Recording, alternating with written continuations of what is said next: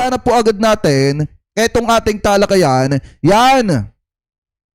Dito muna sa nakita nating balita. Kasi kanina mga kababayan, yung nakita po kasi nating news, doon po sa mismong video na kung saan nagsasalita, eto pong si Sir Jaime Santiago ng NBI, nakatakip yung mukha at saka nakasalamin yung fake news na vlogger na nahuli. Yun naman pala mga kababayan, malalaman nyo yung dahilan. Malalaman nyo yung dahilan kung bakit nagpakalat ng fake news etong naaresto na content creator na ito. So eto, pakinggan po natin etong nakita po natin galing po sa News 5 Everywhere. Sabi po dito, babaeng nagpakalat ng peking pahayag ni President Bongbong Marcos sa social media hinuli ng NBI. Bakit? Pakinggan po natin. Mga kapatid, maging mapagmatyag sa mga nababasa sa social media dahil baka fake news yan. Isang residente sa Cebu ang hinuli ng NBI matapos magpakalat ng peking pahayag ng Pangulo. Nasa frontline ng balitang yan, ang aming Visayas correspondent si John Naroa, exclusive. Sa hot pursuit operation ng mga tauhan ng NBI sa Oslob, Cebu kahapon, nahuli si Lourdes, hindi niya tunay na pangalan dahil umano sa pagpapakalat ng fake news sa social media. Nagkakababaing tao pa naman. Nakakahiya mga kababayan, nagkakababaing tao pa naman. Siya pa ang bida-bida na nagpapakalat ng fake news sa social media, gamit-gamit pa yung pahayag ng presidente. Ang pinakamasaklap pa nga dito mga kababayan, binago niya yung pahayag ng presidente tapos nung nahuli na, biglang itinatanggi na hindi daw siya ang gumawa noon at siya lamang daw po ang nag-post. Ito ang larawang ipinost ni alias Lourdes sa kanyang account noong March 17. Nakasaad dito ang peking pahayag ni Pangulong Bongbong Marcos na gawing legal ang droga sa bansa. Kung kikilatisin ang original na quote card na ipinost ng News 5 Digital, wala namang nakalagay na ganung pahayag si PBBM. Sa panayam ng News 5 kay alias Lourdes, iginit niya na hindi niya alam na fake news ang ipinost niya. Dinownload at ni-re-upload niya lang daw ang larawan. Parang napapansin ko ngayong araw, yung mga taong nagpapakalat ng fake news, nag-iiyakan. Hindi nyo ba napapansin? Hindi nyo napapansin mga kababayan, yung mga tao na nagpapakalat ng fake news ngayon, na sumisira at sinisiraan ng gobyerno, kita nyo naman mga kababayan, napakaliwanag naman na ngayon ay nag-iiyakan na. Kumikita na raw ang account niya simula nitong Pebrero dahil sa dami ng likes at followers. Kasi trending siya. Gusto ko lang, wala talaga akong intention. Gusto ko lang more engagement. Kaya nga, sinashare ko talaga siya. Nakaw! Para maraming mag-react. Ganun lang, sir. Ouch! Nagsisisi ako. Kung alam ko na, hindi na lang ako nag-anak.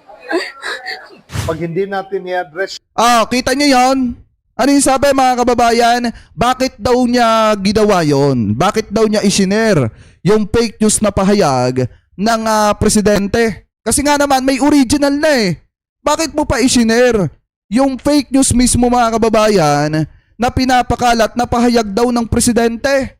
Kita nyo yung katuwiran at dahilan, monetize na daw kasi yung kanyang Facebook. Marami na daw kasing engagement mga kababayan. Kailangan daw po kasi ng heart at saka kailangan ng engagement.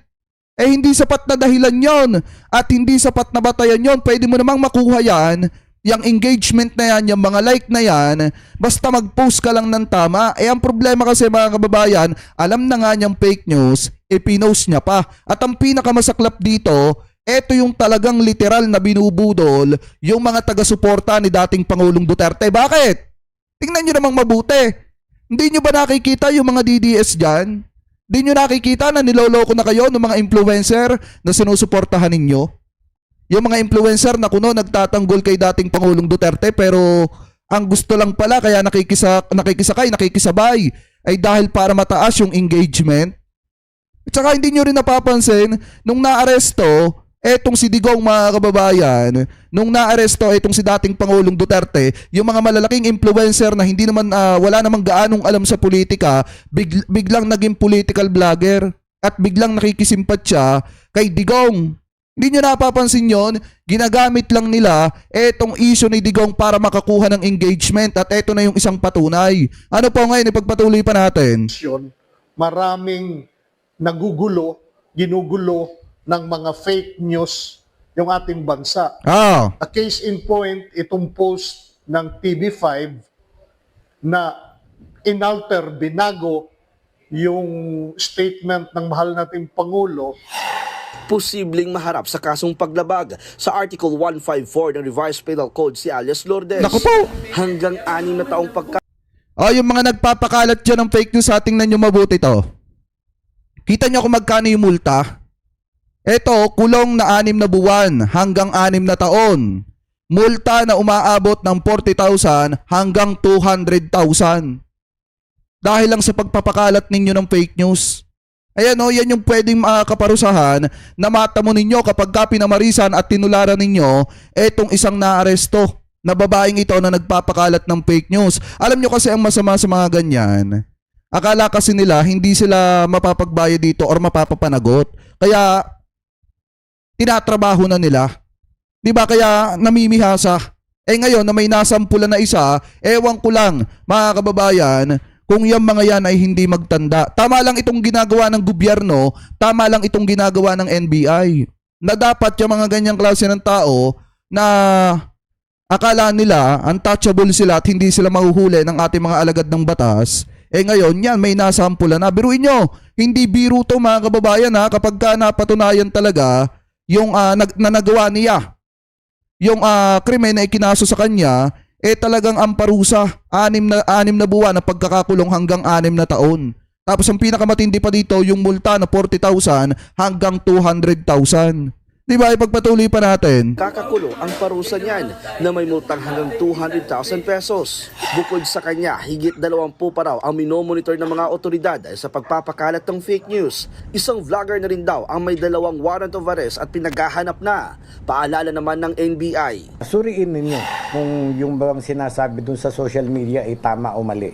No? Yun naman mga gumagawa, yung iba'y katuwaan lamang, ay hindi katuwaan ito. May kaakibat na krimen ito na makakasuhan kayo. Nagbabalita mula sa frontline, John Arua, News 5, Visayas. Oh, iyak. ano bang araw ngayon? Ano bang araw ngayon? Wait nga lang, tingnan natin. Friday. Friday pala ngayon mga kababayan. Kaya pala maraming nagiiyakan. Ano po, Friday? Yung mga nagiiyakan dyan na okay lang yan. Alam nyo ba mga kababayan na ito ha? May iano ako sa inyo. May ichichismis ako sa inyo. Di ba may mga vlogger kanina na umattend doon sa Quadco, doon sa Tricom. And then mga kababayan, 'di ba may isa doon na pinag-ano ni Congressman Abante? Alam niyo ba nangyari doon sa vlogger na 'yon? Sinisisi ngayon ng iba sa mga taga-suporta ni dating Pangulong Duterte kasi muntikan pa daw na itatwa etong si dating Pangulong Duterte. Kasi nga naman, 'di ba mga kababayan, ano ba 'yung sinabi? Siya daw ay neutral, hindi daw siya bias, hindi daw siya pro Duterte at hindi daw siya pro Marcos. Pero ang alam kasi ng mga taga-suporta ni dating Pangulong Duterte, etong vlogger na ito ay pro Duterte at paninindigan niya yon hanggang sa siya ay naando doon, mga kababayan, sa Tricom. Pero ang nangyari nga, sinabi niya na neutral siya, objective siya at hindi siya pro Duterte. Mga kababayan, at hindi rin siya pro Marcos, bagkos neutral siya. Nakalauna na patunayan na bias pala at pro Duterte pala. So ngayon nagalit doon yung mga taga-suporta ni dating Pangulong Duterte at sinasabi mga kababayan na muntikan pa daw itatwa etong si dating Pangulong Duterte. Wait lang, pakita ko sa inyo mga kababayan para ano. Pakita ko sa inyo para baka naman sabihin ng iba fake news tayo. Pakita ko na lang sa inyo. Wait lang, set lang natin. Ayan na. Yan. Kung titingnan nyo, eto yan o. Ano ba yung sabi ng ibang mga taga-suporta ni dating Pangulong Duterte? Yan. Sabi dito, yan. Tanggalin natin. Sabi dito, MJ Kimbao Reyes.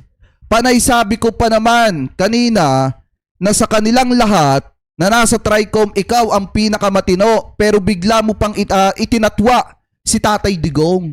Kita nyo mga kababayan ha? Kasi naman, kung titingnan nyo kanina, sinabi niya hindi siya pro Duterte. Kahit alam naman natin na pro Duterte sila.